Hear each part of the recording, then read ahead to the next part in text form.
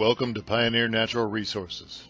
Pioneer responsibly produces oil and gas resources to help meet the world's energy demands. We provide opportunities for growth and enrichment to employees, business partners, and to the communities in which we operate. Pioneer recognizes its obligation to ensure health and safety standards are met by providing adequate facilities, equipment, and procedures. Pioneer wants to ensure you return home without injury or incident. In addition to safety procedures, all contractors are required to follow the Pioneer zero-tolerance standard for acts of violence and harassment. Because safety is a core value at Pioneer, it's the expectation that everyone plays a role in safety while on site. Contractors are responsible for the safety of any contractor employee, subcontractor, visitor, or agent hired by the contractor while on a Pioneer site, training their employees on the policies and programs developed by the contractor and Pioneer to perform the work being conducted, and providing the appropriate personal protective equipment or PPE to all of its employees, and to provide suggestions on how any hazards can be engineered out of the workplace. Before entering any Pioneer location or facility, it is imperative that you be aware of our safety and operational guidelines. This orientation video will provide you with a brief overview of what we expect from our contractors when performing work for Pioneer. To perform your work in the safest manner possible, you are required to complete a JSA before beginning any work. Let's begin with our safety principles. At Pioneer, there are no shortcuts, and our safety culture helps drive our business. We've developed the following safety principles that support this plan. We believe all incidents, injuries, and occupational illnesses are preventable. Contractor management is accountable for helping prevent such events. In addition, contractor management is also responsible for conducting safety observations. All workplace exposures can be safeguarded. Everyone has the right and the responsibility to immediately address any unsafe act or condition. Working safely is a condition of employment. Training is essential to working safely for Pioneer. And finally, by working together, we can create a culture of safety. Remember, your job is never so urgent or important that you cannot take the time to do it safely and in a manner that is environmentally sound. Along with our safety principles, Pioneer has adopted 7 rules to live by. These rules address serious and life-threatening situations that could be faced on the job. The rules are as follows. Safe work permits. All work tasks requiring a safe work permit must be clearly understood and followed by everyone working under the requirements of the permit. All persons authorizing safe work permits will be trained in the specific requirements of the safe work permitting procedures and process. Bypassing safety critical equipment. You must obtain authorization from your supervisor before overriding or disabling safety critical equipment. Supervisors will point out safety critical equipment in the workplace and confirm the authorization comes from the right level. Confined space entry. An approved contractor who's qualified in the process and procedures for entering a permit-required confined space can perform confined space entry work. And any employee who has been specifically trained in the proper procedures for entering a permit-required confined space can perform confined space work. Energy isolation. No person shall work on any piece of machinery or equipment without following the specific isolation requirements, and no person shall work on energized electrical equipment without proper authorization and appropriate protective equipment. Fall or elevated work safety. Workers exposed to a fall from a work surface, an open-sided platform, floor, balcony, etc., that is 4 feet above the ground or the next lower level, are required to use some form of qualified fall protection system. Workers whose work may expose them to overhead hazards must be properly protected from the hazards. Excavation and trenching.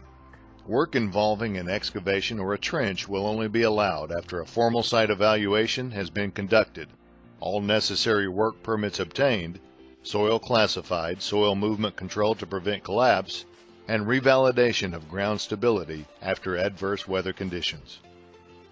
And finally, driving safety. Seat belts must be worn at all times by all persons. Hands-free cell phone use only while driving. No texting or emailing while driving. These rules to live by principles are the highest priority Employees and contractors can stop a job when a rules to live by violation is observed. Contractors and/or employees who violate an R2LB can be permanently barred from working for Pioneer. Pioneer employees who intentionally violate an R2LB can be terminated. At Pioneer, contractors are a valued part of our team, and your participation in a collaborative safety effort is essential to fulfilling our safety vision. We believe so strongly in our vision, we've made working safely a condition of contracting with Pioneer. Pioneer expects all contractors to bring their A game in regards to operational excellence and safety. So what does bring your A game really mean? Contractors are responsible for the safety of any contractor employee, subcontractor, visitor, or agent hired by the contractor while on a Pioneer site, training their employees on the policies and programs developed by the contractor and Pioneer to perform the work being conducted, providing the appropriate personal protective equipment or PPE to all of its employees, and to provide suggestions on how any hazards can be engineered out of the workplace. This means that you're on the lookout for your own safety and the safety of others. You take responsibility to address any issues you see. You see it, you own it. Take the time to do what's right and say something. You communicate respectfully when discussing safety issues with employees, contractors, and subcontractors. Pioneer employees and contractors must safely work together in our drive to zero. Safety observations reinforce our culture of safety and our vision of a workplace with zero injuries or incidents. Pioneer defines a safety observation as the act of observing workplace activities to assess safe or unsafe behaviors and work practices, coupled with a safety conversation. The safety observation requires a proactive approach, and it encourages safe methods of work. This is done by observing, discussing, and correcting unsafe methods or behaviors before they result in an incident or an injury. During the observation, the safety conversation is key, and it includes the following steps. Observe the work being performed and note if the activity is safe or unsafe. Stop the job or task if necessary. Next, accentuate the positive. When safe work methods or behaviors are observed, praise and encouragement should be given. When unsafe behaviors are observed, explore and ask questions. Emphasize the consequences. For every incorrect or unsafe practice that is observed, corrective suggestions should be given, along with an explanation and reason. This will help in changing work practices or attitudes towards safe work practices. And finally, obtain commitment to work safely in the future. By encouraging observation, interaction, and discussion, this allows all employees and contractors to look out for each other. Pioneer has established a Stop Work Authority Program, or SWA.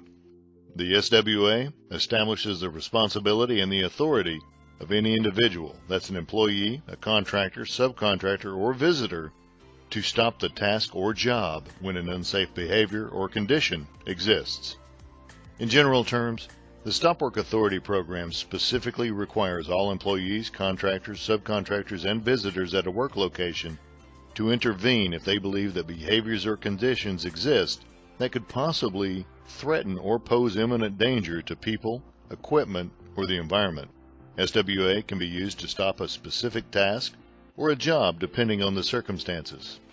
The Stop Work Authority process is as follows.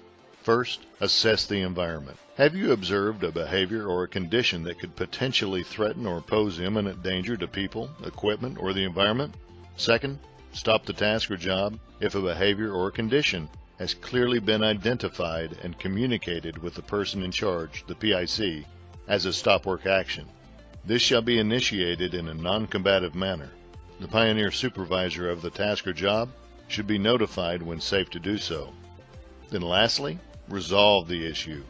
After corrections are made to the job or task, employees and contractors must be notified of the corrective actions implemented and that work can recommence.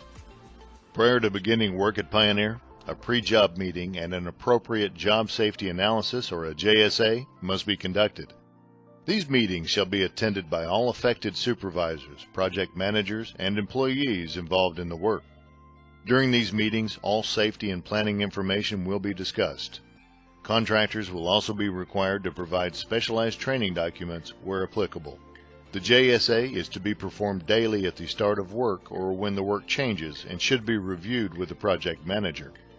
The contractor foreman must review the JSAs with his employees and identify the required safety precautions. The JSA is subject to regular audits. All contractors must be trained prior to performing any specialized work or any other procedures that may be specific to your work scope. It's imperative for Pioneer to know when accidents, incidents, or potential incidents occur in order to prevent them from happening again. All incidents, spills, releases, near misses, property damage, and fires must be reported as soon as possible or as soon as it is safe to do so to a Pioneer supervisor. Failure to report an incident may result in the termination of the contractor's service agreement with Pioneer. If an injury classification changes over time, contractors are required to notify Pioneer at the time of the change. Pioneer has a strict alcohol and drug policy, and we expect our contractors to implement and enforce a drug and alcohol policy of their own that meets or exceeds the requirements of Pioneer's.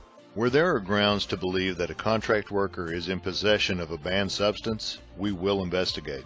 The contractor's program or policy will authorize Pioneer to conduct searches and testing for illegal or unauthorized drugs or alcohol or other prohibited substances of contractors' employees and subcontractors when performing work for Pioneer on Pioneer property.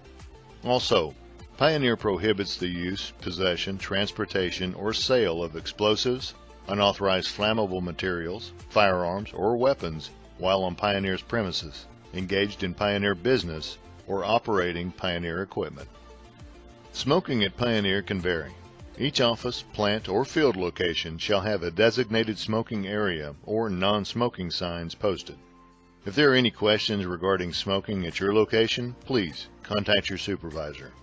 All personnel, including contractors working at or on Pioneer property, shall wear the appropriate minimum required personal protective equipment. It is the responsibility of each individual to bring and wear contractor-provided PPE as required by the specific task being performed. The minimum required PPE for any task shall be head protection. Hard hats must be worn during field operations and in designated areas at all times.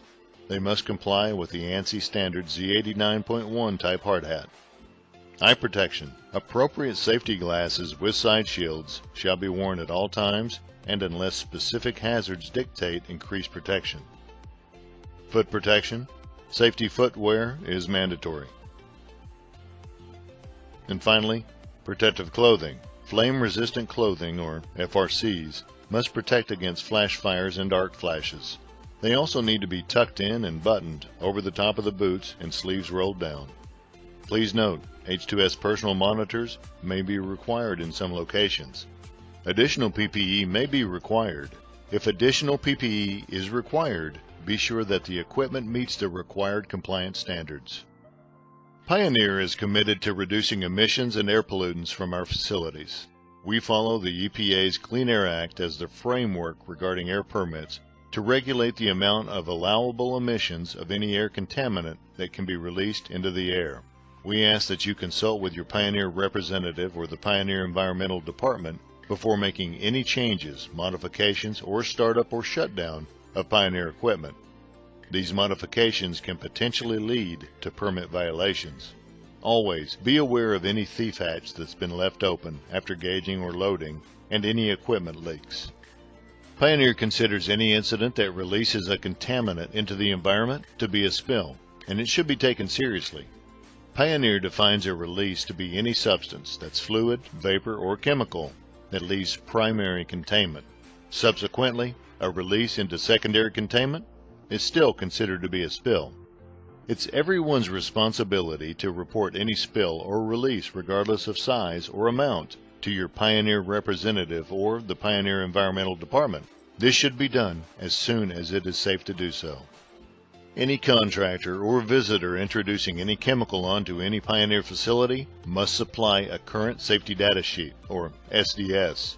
It's important that you do not work with any material unless you know exactly what it is and how it should be handled.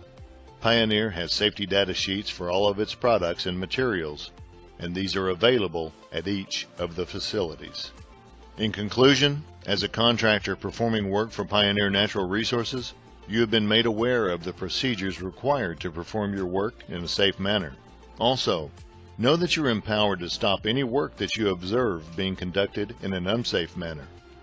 Working together, Pioneer will endeavor to ensure you return home without injury or incident. This is our ultimate goal. If you have any questions, please consult with your supervisor. Thank you for your attention, and remember, your job is never so urgent or important that you cannot take the time to do it safely and in a manner that is environmentally sound.